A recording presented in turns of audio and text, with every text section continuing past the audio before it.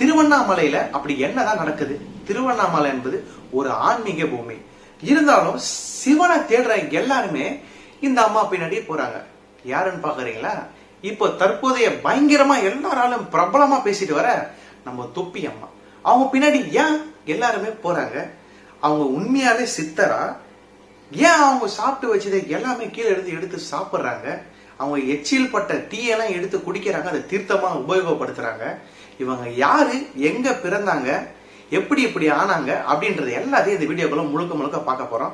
நம்ம நேரத்தை வேஸ்ட் பண்ணாம வாங்க இந்த வீடியோக்குள்ள போலாம். ஹாய், ஹலோ, வணக்கம். நான் தான் உங்கள் விக்கிராஜ். வாங்க இந்த வீடியோக்குள்ள போலாம்.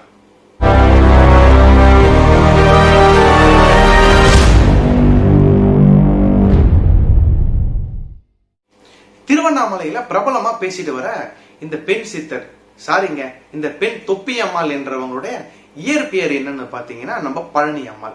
இந்த பழனி அம்மாள் தர்மபுரி மாவட்டத்துல அம்பசமுத்திரம் என்ற ஒரு குட்டி கிராமத்துலதான் பிறந்தாங்க.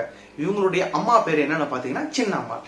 இவருடைய க்ளோஸா ரொம்ப நெருக்கமா பிறந்தவர் தான் ஒரு தம்பி.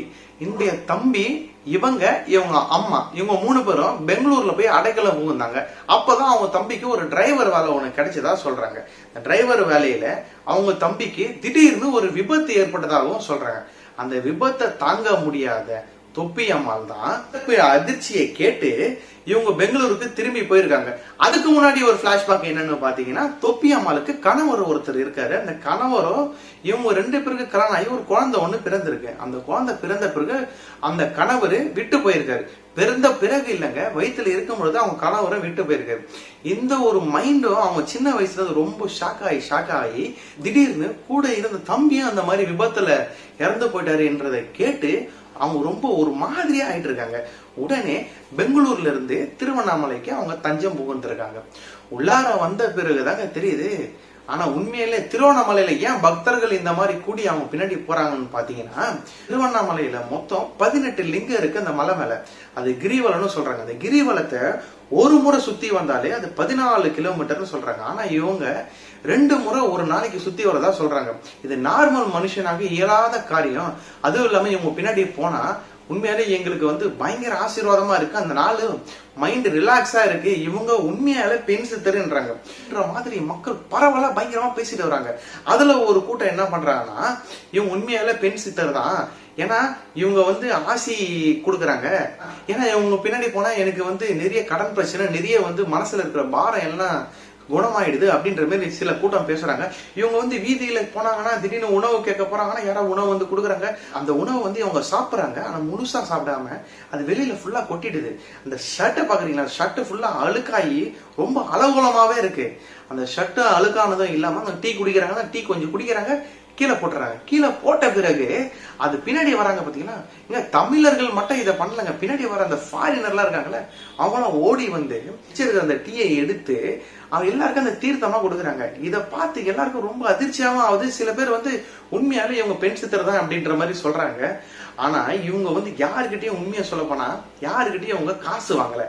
உண்மையில இவங்க பணம் வசூலிக்கணும்னு நினைச்சிருந்தாங்கன்னா இவங்களுடைய கூட்டத்தை பார்த்து உண்மையில அவங்க பணம் வசூலிச்சிருக்கலாம். இதுக்கு ஒண்ணு தோணுதுங்க. அது என்னன்னு பாத்தீங்கன்னா, உண்மையால பெண் சித்தரா அப்படின்றத இந்த இடத்துல நம்ம பேச விரும்பல. ஆனா இவங்களை தேடி பல கூட்டம் போனாலும் இவங்க காசு எதிர்பார்க்கல. அதுவும் இல்லாம இவங்க யாருக்கிட்டையுமே பேச மாட்டாங்க. இவங்களுடைய மனநிலை எப்படி இருக்குன்னு பாத்தீங்கன்னா, போறாங்க, அவங்க முன்னாடி பக்தர்கள் சில பேர் வராங்க. இவங்களை பார்த்து எனக்கு ஆசி வழங்குவாங்கன்னு போறாங்க. சில பேர் அடிக்கிறாங்க, சில பேர் அவங்க துரத்துறாங்க, சில பேர்கிட்ட உணவு வாங்கி குடிக்கிறாங்க. ஆனா என்னன்னு பாத்தீங்கன்னா, ரெகுலரா இவங்க கிட்ட கொடுக்குறவங்க கிட்ட மட்டும் தான் இவங்க வாங்கி சாப்பிடுறாங்க. ஆனா இதுல இருந்து ஒண்ணு தெரியுதுங்க, இவங்க உண்மையால பெண் சித்தரான்றத எனக்கு உண்மையாலே தெரியல. ஆனா அந்த இடத்துல பயங்கரமாக பிசினஸ் பண்றதுக்காக நிறைய பேர் அங்க காத்து இருக்காங்க. என்னன்னு பாத்தீங்கன்னா, இவங்களை ஜீவ சமாதி பண்ணிட்டு அந்த இடத்துல ஜீவ சமாதி பண்ண பிறகு இவங்களுடைய ஆத்மாவை வச்சு அந்த இடத்துல நிறைய பேர் வருமானம் ஈட்டுறதுக்காக நிறைய பேர் அந்த திருவண்ணாமலையில பயங்கரமா பண்ணிட்டு இருக்காங்க. இது எப்படி போய் முடிய போகுதுன்னே தெரியல. இருந்தாலும் இவங்களதான் கூகுள்ல இருந்து எல்லா இடமும் பயங்கரமா சர்ச் பண்ணி பார்த்தா இவங்க தாங்க முன்னாடி டாபிக்கே இருக்காங்க, மெயின் டாபிக்கா. ஆனா நிறைய பேர் இதை பத்தி பேசிட்டே இருந்தாங்க. எனக்கும் பேசணும்னு தோணுச்சு. அதனாலதான் உங்ககிட்ட இதை ஷேர் பண்ண விரும்புறேன்.